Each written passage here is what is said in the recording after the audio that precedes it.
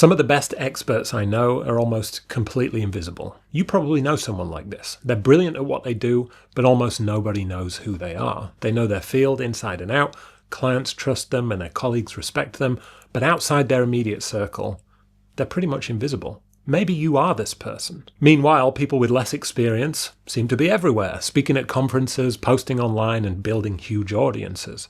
And that leaves a strange question hanging in the air. If expertise matters so much, why do so many brilliant experts remain invisible? Most experts grow up believing something very simple. If you get really good at what you do, people will notice. You work hard, develop your craft, and build your experience. And then you're rewarded for it, right? In smaller professional circles, that logic often works, but the internet changed the rules. For most of history, recognition spread through relatively small personal networks. If you were good at your job, people around you eventually noticed, hopefully. Your reputation traveled through your colleagues, organizations, and your professional circle. It might take years, but it was a fairly organic, reliable process.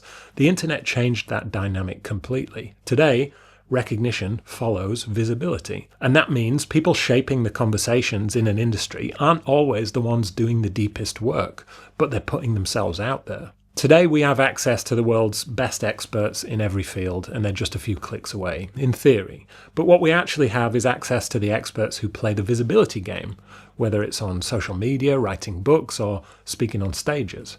Recognition for your work doesn't automatically follow expertise. There are thousands, hundreds of thousands of incredibly capable people who are almost completely invisible outside their organization or their immediate network. Doctors, consultants, designers, engineers, scientists, people doing serious, valuable work every day, but with almost no public recognition.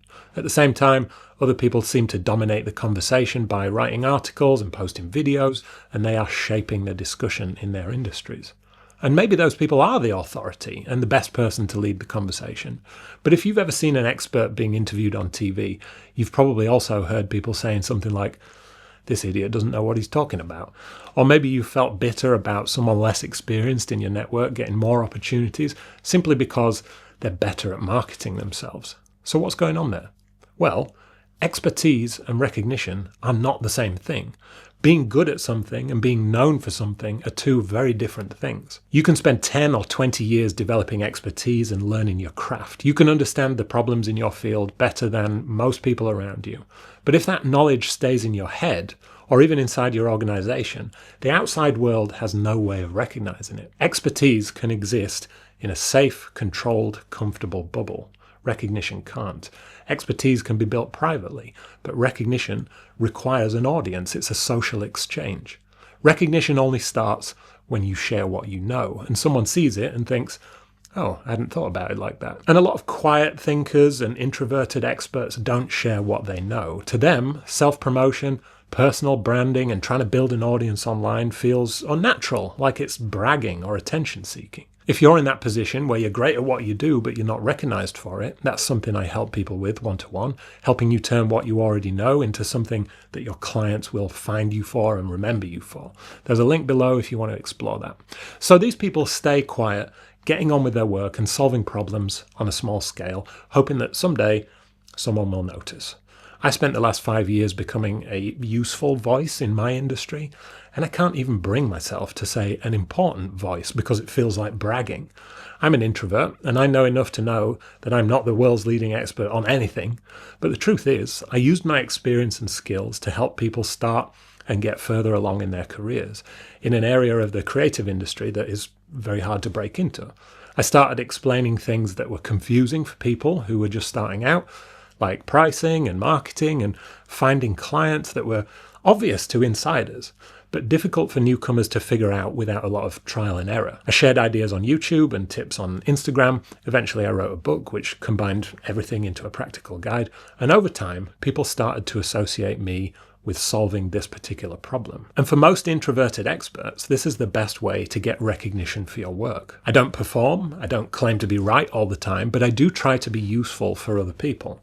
So now, a lot of people know that I can help them solve one specific problem really, really well. You don't have to promote yourself in the way people usually think about. It's not really about you. It's about your ideas. When you consistently help people understand something difficult or solve a problem that they've been struggling with, people come to associate you with the idea or the problem, or ideally the solution to that problem.